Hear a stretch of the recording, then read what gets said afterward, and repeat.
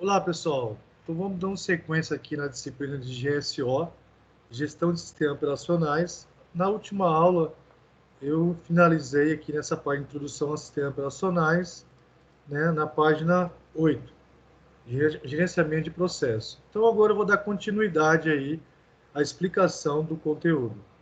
Seguindo aqui, próximo passo é sobre o funcionamento do escalonamento de processo. O que seria isso?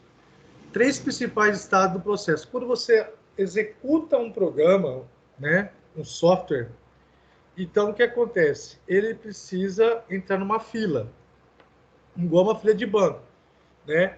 O processador identifica quem tem prioridade, como vocês estão vendo na imagem aí, certo? Então veja só, tem a execução do software. Se, né, o processador estiver cheio, ele vai para a espera, tá? Ele vai para a espera e depois ele vai para fica no estado de pronto para ser executado, para você poder trabalhar, né, executar, depois que você executou o aplicativo, o software, você poder trabalhar, certo? Só que acontece nesse meio termo aí, existe um cara chamado escalonador, que é do processador, ele que gerencia a fila, quem pode, quem não pode, né, ser executado. Isso significa o quê? Quando é, você executa mais, tem mais de um programa aberto no seu computador, tá?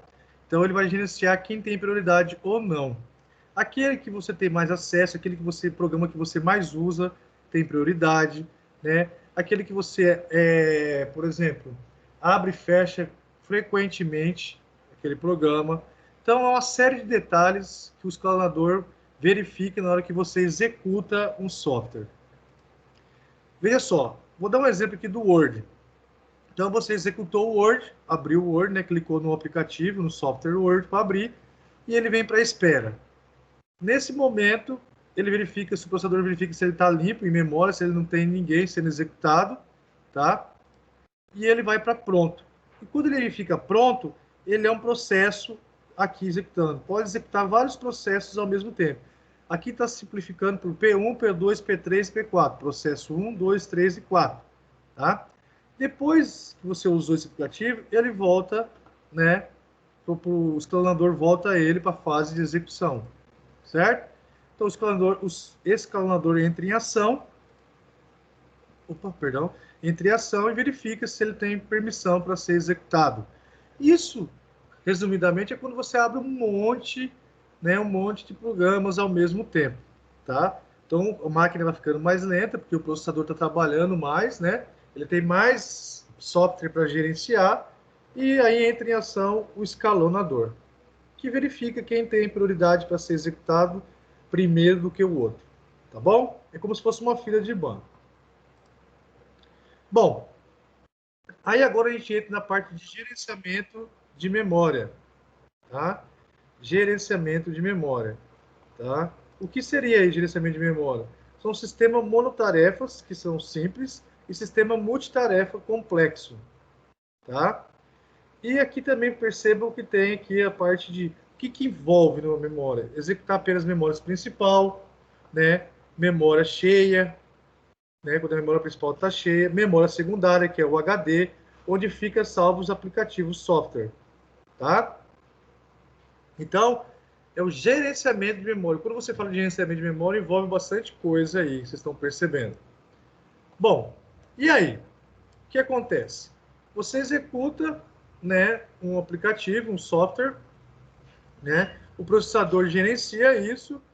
Aí o que acontece, né, que é a memória principal? Ele coloca na memória do computador aquele programa para que você possa usar, tá? Então, ele coloca para você poder usar, tá bom? Aí o que acontece, tá? Se a memória não for muito adequada, for pequena, com certeza a máquina fica lenta, porque não tem espaço para gerenciar. E essas memórias são wrapping, transferência temporária de processo da memória principal, ou seja, né, ela fica por um curto tempo. Você fechou o software, essa memória ela é despejada, né? A gente fala assim, ela é desalocada, tá bom? Ela é desalocada para que você possa abrir outro programa, tá? E aí, a gente entra na parte de gerência de sistema de arquivos, tá? Permite o sistema operacional controlar o acesso ao disco rígido. Aí já é a questão da memória secundária, tá? Então, o HD é a memória secundária.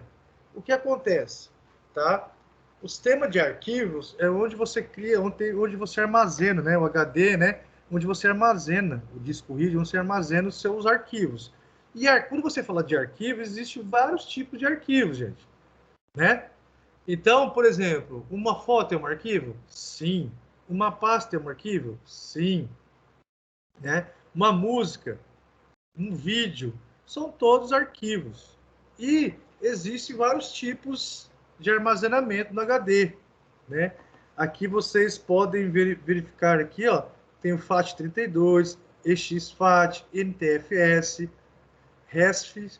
Então tem vários tipos. Esse aqui são as extensões do Windows que ele usa para gerenciar o sistema de arquivo, né, para armazenar aí, tá? Isso aqui são do Windows. Logo abaixo aqui esse pinguim é do que? Do Linux. Então aqui eu dou dois exemplos. Eu estou dando um exemplo do Windows 8 e aqui do Debian Linux. Então um é Linux e o outro é Windows, tá? Os mais usados aqui tá aqui, ó, NTFS e REST do Windows e do Windows 8, tá? E do Debian XT4 F2FS, que é o sistema de gerenciamento de arquivos. Essas nomenclaturas foram desenvolvidas para gerenciar, né, os arquivos dentro do sistema operacional. Ok? Olha só como é que seria. Controla a localização dos arquivos. Então, o gerenciador de arquivos, ele sabe onde o arquivo está. Por exemplo, quando você clica numa pasta, ele sabe em que lugar do HD, né, está localizado, armazenado aquela pasta, aquele arquivo. Quando você vai lá, por exemplo, eu tenho uma pasta lá dentro do meu diretório no Windows, tá? Então, eu tenho uma pasta lá dentro do meu diretório D2 ponto, aí tem uma pastinha lá, imagens. Dentro dessa pasta tem assim, fotos do meu aniversário, e lá dentro tem as fotos, os arquivos de foto. Então, é uma árvore que ele cria aqui, ó, tá? É uma árvore. Então, ele sabe localizar, chegar até esse arquivo. Esse arquivo, por exemplo, PDF aqui, ó. Veja só, ele tem uma pasta, duas, três, e depois chega nele. Então, isso facilita muito, tá? O sistema de arquivos serve para facilitar a comunicação entre o sistema operacional e os arquivos que estão no dispositivo externo. Isso também, né, não é só o HD, o pendrive, né, também, ele sabe onde está, localiza quando você abre um arquivo do pendrive, do seu HD externo, como está aqui, tá? De um CD, por exemplo, tá? Então, quando você abre um arquivo, né, ele já sabe onde está localizado esse arquivo. Então, quem faz isso? O gerenciador, tá? O gerenciador de arquivos. Ele sabe localizar qual arquivo que você quer abrir, que você quer executar, ok? E os tipos de sistemas operacionais? Existem vários tipos. Aqui a gente está falando do Windows e do Linux, tá? Eu coloquei só três aqui para simplificar, mas vamos lá. Existe o sistema operacional Windows monotarefas, que é o MS-DOS que a gente vai estudar logo à frente, tá? Então, o sistema operacional MS-DOS, ele é monotarefa. E o que seria isso, monotarefa? Ele executa, né, uma coisa de cada vez. Você não consegue executar simultaneamente duas coisas ao mesmo tempo, tá? Então você precisa executar uma ação, depois finalizar essa ação para fazer outra ação. São os arquivos monotarefa.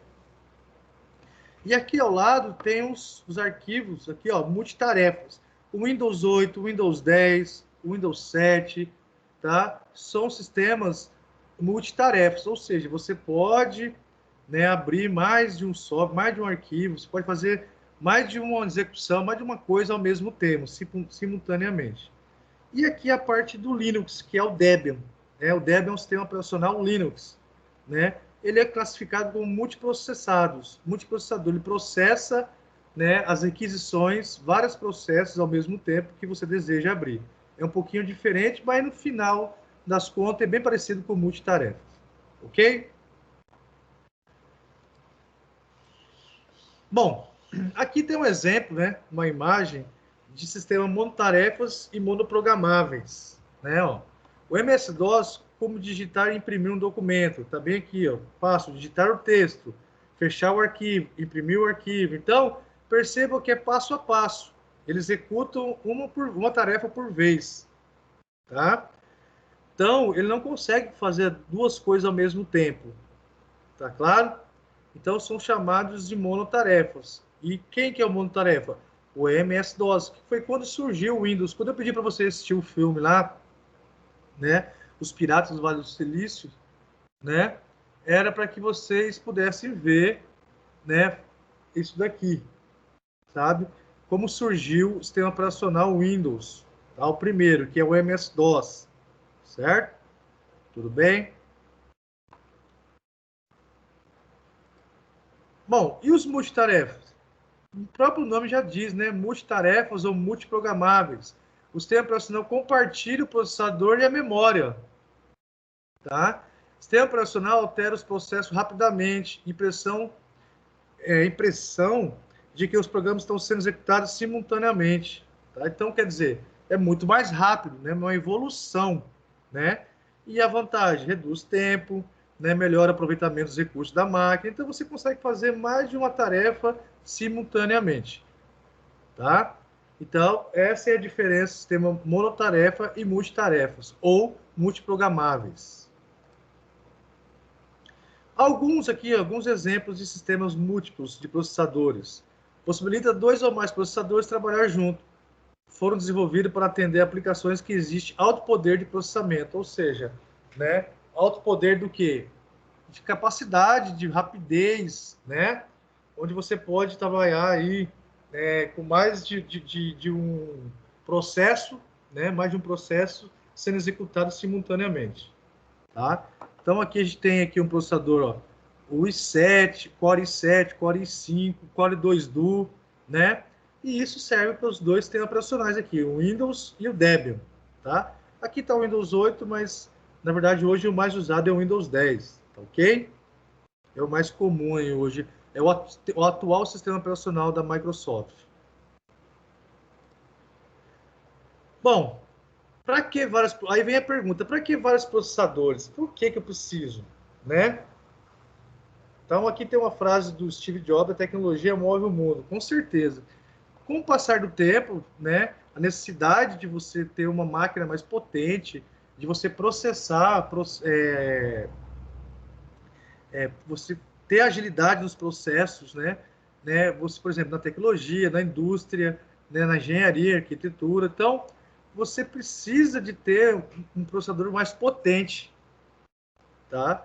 Precisa ter essa capacidade, senão fica defasado. A evolução do mundo está aí, a tecnologia move o mundo, né? Então, precisa de máquinas mais potentes para poder acompanhar aí, né, o andamento do processo da tecnologia. Olha só algumas empresas, né, que usam o quê? Sistema operacional Linux. O que seria o sistema operacional Linux?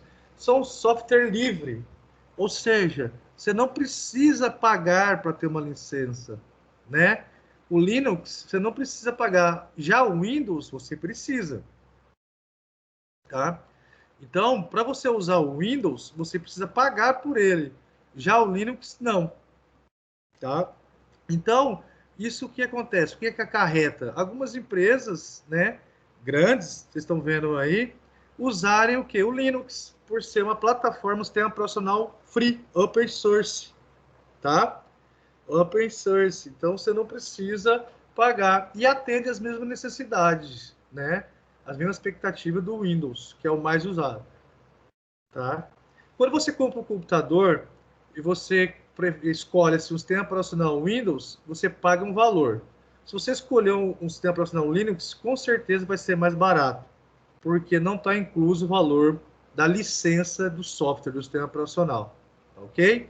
Então, né, às vezes acontece de você ver o mesmo computador, só que um valor é bem diferente do outro, porque um tem um sistema operacional Windows, né? No caso, o Windows 10, que é o atual do mercado, e o outro tem o sistema profissional Linux, pode ser o Ubuntu, o Debian, depende da configuração.